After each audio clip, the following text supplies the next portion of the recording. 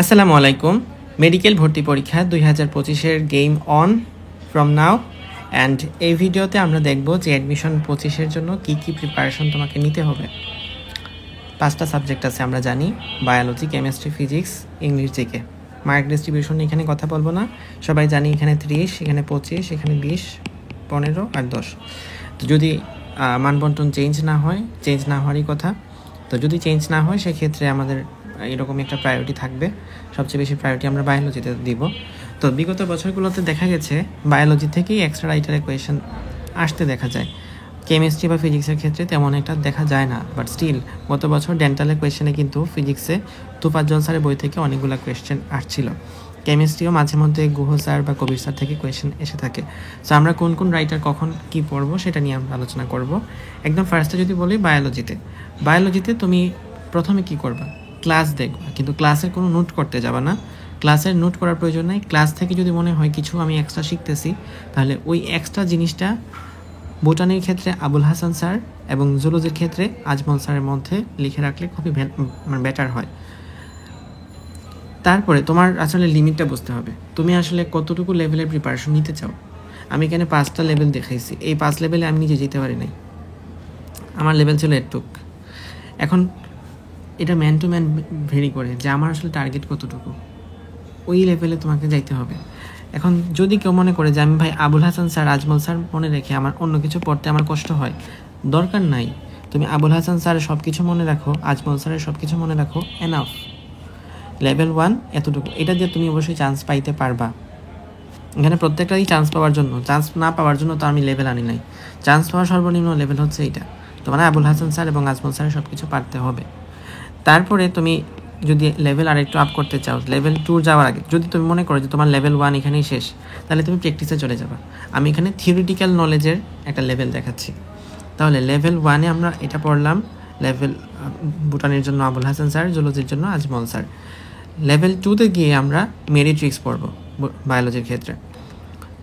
যদি মনে হয় মেডিট্রিক্স পড়ে আমি সব কিছু মনে রাখতে পারতেছি, এমন না যে আবুল হাসান স্যার পড়লাম, মেডিট্রিক্স কোনটা পড়লাম, আবার আজিবুল স্যার চলে গেলাম, তারপর আলিম স্যার আসলাম, বা আবুল হাসান স্যার পরে আলিম স্যার গেলাম, তারপর মেডিট্রিক্স আসলাম, এরকম না। আমি যেভাবে যে সিরিয়াল দিছি, এই সিরিয়াল দিয়ে আস্তে আস্তে তোমাকে লেভেলটা আপ করতে হবে। লেভেল 2 যদি তোমার মনে হয় যে মেডিট্রিক্সের আমি সব কিছু পারি, দেন তুমি আলিম স্যারে যাবা। যদি না পারো তাহলে মেডিট্রিক্সই পড়তে থাকো না। এই লেভেলে গেলেও তুমি লেভেল 2 হয়েও চান্স পাবা। এখানে সবগুলো চান্স পাওয়ার লেভেল, আবারও বলতেছি। আলিম স্যার এরপরে মেডিট্রিক্স পড়ে আলিম স্যার পড়তে পারো। আলিম স্যার পড়ে বোটানির জন্য, জুলজির জন্য, দুইটার ক্ষেত্রে আব্দুল আলিম স্যারের বইটা পড়তে পারো। তারপরে আলিম স্যারের পরে লেভেল 4 হিসাবে আজিবুর স্যার বোটানির ক্ষেত্রে এবং জুলজির ক্ষেত্রে মাজেদা ম্যাডামের বই পড়তে হবে। ওকে, যদি মনে হয় আমি এগুলোও পারি, দেন আমি অন্য কিছু পড়তে চাই, এটা আসলে সময় হয় না, লাকে একজনের হইতে পারে বা নাও হইতে পারে কারোর, তো এটা নিয়ে দুশ্চিন্তা করার বিষয় নাই, বা এটা নিয়েও দুশ্চিন্তা করার বিষয় নাই। এটা নিও না, কিন্তু এটা যদি না হয় তাহলে তুমি চান্সই পাবা না। লেভেল 1 অবশ্যই মাস্ট নিশ্চিত করে তারপর হচ্ছে আস্তে আস্তে লেভেল আপ করতে হবে। লেভেল 4 গেল। লেভেল 5-এর মধ্যে তুমি বোটানির ক্ষেত্রে মাজেদা ম্যাডাম এবং জুলজির ক্ষেত্রে নূরে পারভিন ম্যামের বই পড়তে পারো। তো এই ছিল আমার বায়োলজির ক্ষেত্রে। এখন আমি ধরো থিওরিটিক্যাল নলেজ তুমি লেভেল 1-এ গিয়েও শেষ করতে পারো, 2-তে গিয়েও, 3-তে গিয়েও, 4-এ গিয়েও, 5-এ গিয়েও শেষ করতে পারো, বাট তারপরে বসে থাকলে হবে না, তোমাকে অবশ্যই প্র্যাকটিস করতে হবে। তো তুমি যে লেভেলে থিওরিটিক্যাল নলেজটাকে ইন্ট করবা, সেখান থেকে প্র্যাকটিস করতে হবে। প্র্যাকটিস করবা, ফার্স্ট অফ অল তোমার একটা কোয়েশ্চেন ব্যাংক লাগবে। এটা আমি অবশ্যই প্রচারণামূলক কোনো ভিডিও না, নিঃসন্দেহে এখানে উন্মেষ মাস্টার কোয়েশ্চেন ব্যাংকটা মাস্ট, এটা হচ্ছে সলভ করে যেতেই হবে। এখানে একই সাথে বোর্ড কোয়েশনগুলো দেওয়া আছে, অনুশীলনী কোয়েশনগুলো দেওয়া আছে, এবং কোয়েশনগুলো কোনটার ক্ষেত্রে অনুশীলনীর মধ্যে অনেক কোয়েশন থাকে ভুল আনসার, তো ওই ভুল আনসারগুলো মার্ক করে দেওয়া আছে। সো অনেক ডিটেলড একটা বই, এটা অবশ্যই পড়বা। সেকেন্ডলি, প্র্যাকটিস বুক একটা কমপ্লিট করতে হবে। যে কোনো প্র্যাকটিস বুক, যে কোনো কোচিংয়ের হোক, তোমাকে একটা প্র্যাকটিস বুক কমপ্লিট করতে হবে। তাহলে বায়োলজি আমাদের কমপ্লিট হলো। দেন আসি কেমিস্ট্রির ক্ষেত্রে। কেমিস্ট্রিতে তো তোমার তো আগে ক্লাস করতে হবে, স্বাভাবিকভাবেই সবাই ক্লাস দিয়েই পড়াশোনা শুরু করে। তো সেই ক্লাসের জন্য তুমি কেমিস্ট্রির মধ্যে দেখবে যে ক্লাসের নোটটা হয়ে যাচ্ছে, ক্লাস করতে করতে ক্লাসটা নোট মেক করে ফেলতে পারবা। দেন তুমি হাজারি স্যার পড়তে আসবা। তো ক্লাস নোট আগে শেষ করে, ক্লাস নোটে পারো সব কিছু, তাহলে এরপরে আসবা হাজারি স্যার পড়তে। হাজারি স্যার পড়লা, হাজারি স্যার পড়লা, তারপর হচ্ছে হাজারি স্যার পড়েও তুমি শেষ করতে পারো, অথবা এরপরে তুমি মেডিট্রিক্স পড়তে পারো। মেডিট্রিক্স পড়ে দেন কবির স্যার পড়ে গুহ স্যার। তোমার লেভেল যতটুকু, তুমি যদি এই লেভেলে শেষ করতে পারো তাহলে এই লেভেল, যদি এই লেভেলে শেষ করতে পারো এই লেভেল। এর চেয়েও যদি বেশি পড়ে যাও, আমার মনে হয় না বাংলাদেশে কেউ আছে, তোমার আর পড়া লাগবে না, তুমি যা পড়ছো সব রিভিশন দিও। তাহলে কেমিস্ট্রির ক্ষেত্রে আমাদের কথাটুকু এতটুকুই। কিন্তু পরবর্তীতে যখন আমি আবার পড়তে আসবো, বা ধরো ক্লাস নোটের যা ইনফো আছে, মেডিট্রিক্সের যা ইনফো আছে, কবির স্যারের যা ইনফো আছে, গুহ স্যারের যা ইনফো আছে, সবগুলোকে আমি হাজারি স্যারের মধ্যে অ্যাকুমুলেট বা একত্রিত করার চেষ্টা করব।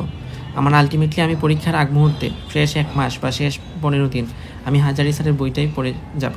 তাহলে মেডিট্রিক্স থেকে যা এক্সট্রা ইনফো পাবা, সব ইনফো তো আর লাগাইতে পারবে না, চেষ্টা করবা যে কবির স্যার থেকে যদি পড়ো কখনো, কবির স্যার পড়লে হাজারি স্যারের মধ্যে নিয়ে আসার জন্য ইনফোটা, গুহ স্যারে কিছু পড়লে সেটা হাজারি স্যারের মধ্যে ইনফোটাকে নিয়ে আসার জন্য, ক্লাস নোট পড়লে হাজারি স্যারের মধ্যে ইনফোটাকে নিয়ে আসার জন্য।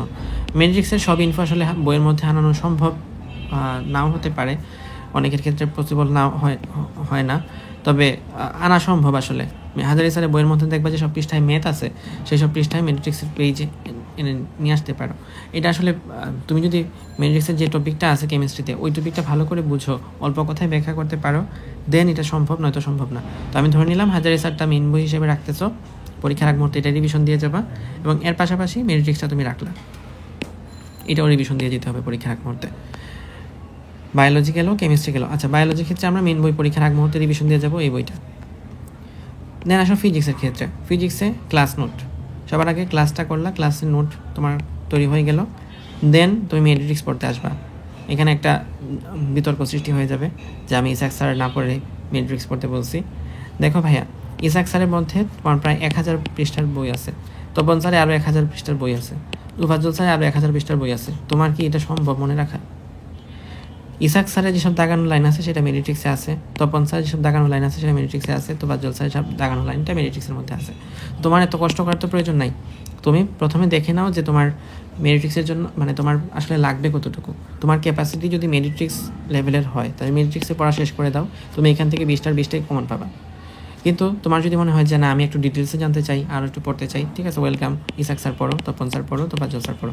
আমি তো পড়তে না করি নাই, মেইন বই পড়ো, কিন্তু যেটা লাগবে আগে সেটা তো পড়তে হবে।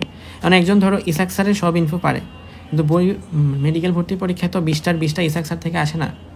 সব প্রশ্ন কি ইসাক স্যার থেকে আসছে? গত 5 বছরের মধ্যে 100টা প্রশ্ন হয়েছে ফিজিক্সের মধ্যে, এই 100টার মধ্যে তো 100টা তো আসে নাই, 90টা আসছে, 95টা আসছে।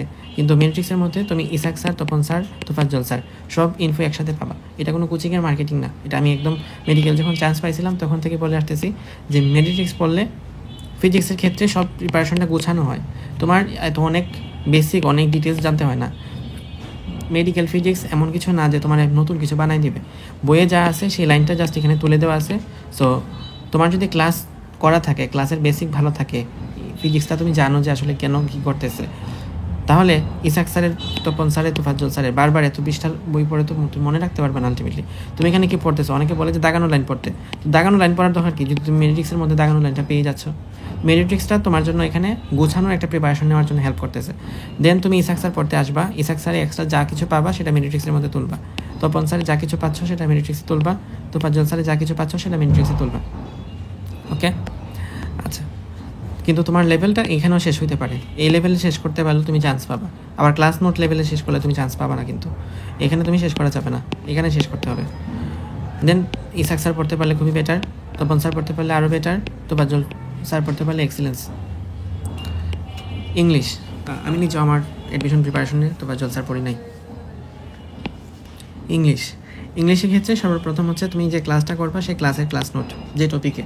এখন ইংলিশে কিন্তু আবার একরকম টপিক না, ইংলিশে এখানে 2 রকমের টপিক আছে, অর্থাৎ ইংলিশে গ্রামাটিক্যাল টপিকও আছে, ভোকাবুলারি টপিকও আছে। তো গ্রামাটিক্যাল পড়তেছো, ভোকাবুলারি পড়তেছো, এই গ্রামাটিক্যাল টপিকের কথা বলতেছি আমি, class note. But vocabulary topic অবশ্যই পরের অংশ থেকে পড়তে হবে। তো গ্রামাটিক্যাল কথা হচ্ছে প্রথমে class note for grammatical parts.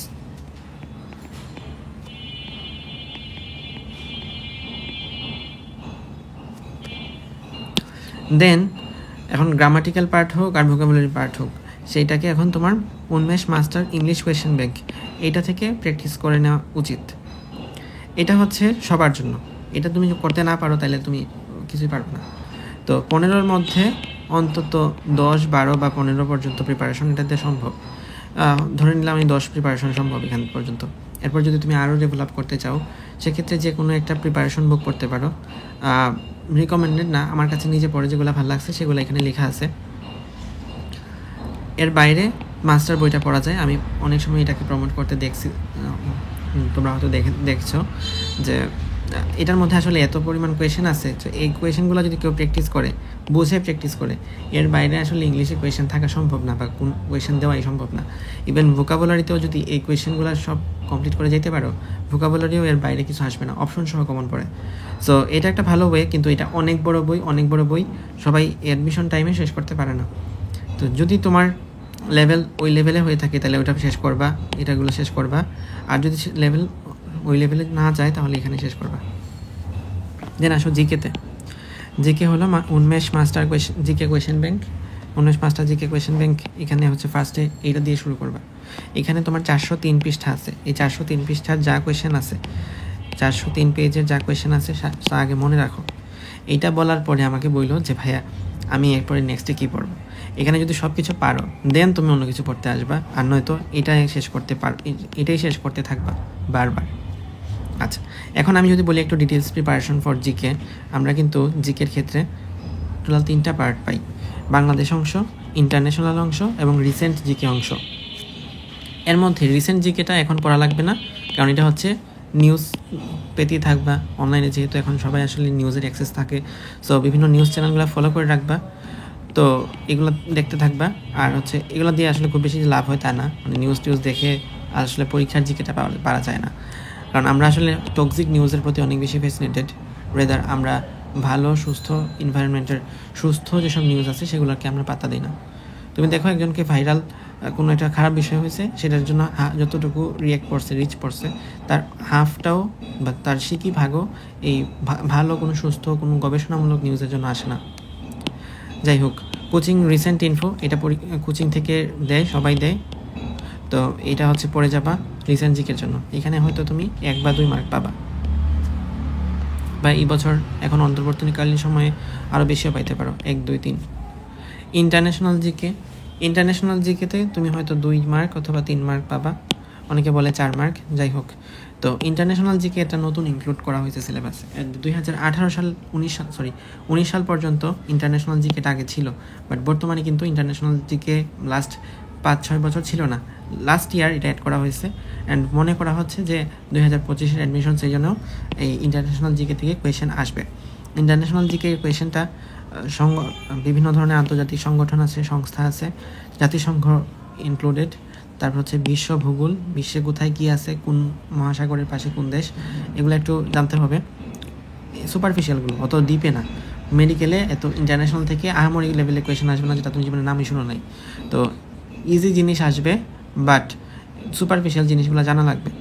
জোট, প্রতিষ্ঠান, পরিবেশ, বৈশ্বিক ইতিহাস, যেখানে বিভিন্ন চুক্তি এবং সনদ আছে।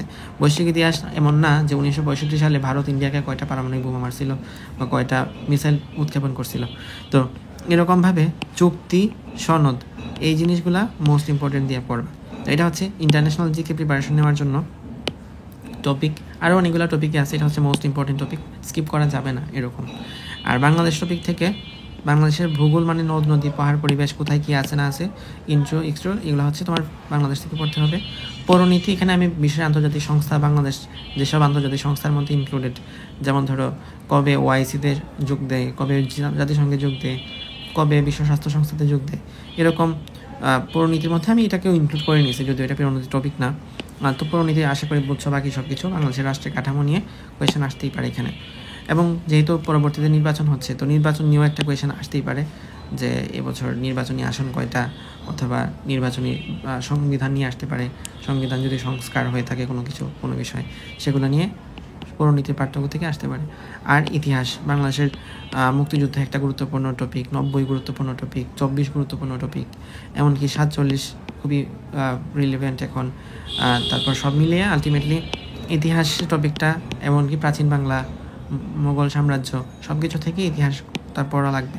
বাট এটা হচ্ছে ইম্পর্টেন্টের বেসিসে কি, সবচেয়ে ইম্পর্টেন্ট হচ্ছে 24, তারপরে 71, তারপরে হচ্ছে 90 খুব একটা ইম্পর্টেন্ট না আসলে। তারপর হচ্ছে 47। তারপর হচ্ছে আরও প্রাচীন বাংলার ইতিহাস, ঠিক আছে, ইম্পর্টেন্টের বেসিসে হচ্ছে এরকম। কারণ খুবই রিসেন্ট হচ্ছে আমাদের জুলাই। এমন কথা হচ্ছে ভাই এগুলো আমরা পড়বো কই থেকে, বাংলাদেশ আর ইন্টারন্যাশনাল। তুমি প্রথমে হচ্ছে যে কোচিংয়ে ক্লাস করবা বা যে ভাইয়ের ক্লাস করবা তার হচ্ছে লেকচার স্লাইড, এটা হচ্ছে ফার্স্ট টপিকে, ওইটা শেষ করবা। অথবা অনেক সময় দেখা যায় লেকচার স্লাইড কোনো না কোনো বইকে কেন্দ্র করে বানানো হয়, তো ওই বইটাও পড়তে পারো। যদি তোমার এই স্লাইড আর জিকে বই একই বই হয় তাহলে তো বই থেকে পড়লেই হয়ে যায়। তো লেকচার স্লাইডটা কমপ্লিট করলা, অনেক ক্ষেত্রে স্লাইডটা পড়লেও ভালো হয়। সেকেন্ডলি অফলাইন কোচিং জিকে বুক। অফলাইন কোচিং জিকে বুক মানে তো বুঝছোই বাংলাদেশে কোন কোন অফলাইন কোচিং আছে, তাদের যে জিকে বুকটা আছে ওটা যথেষ্ট পরিমাণে সমৃদ্ধ থাকে। অ্যান্ড ওই জিকে বইটা পড়লে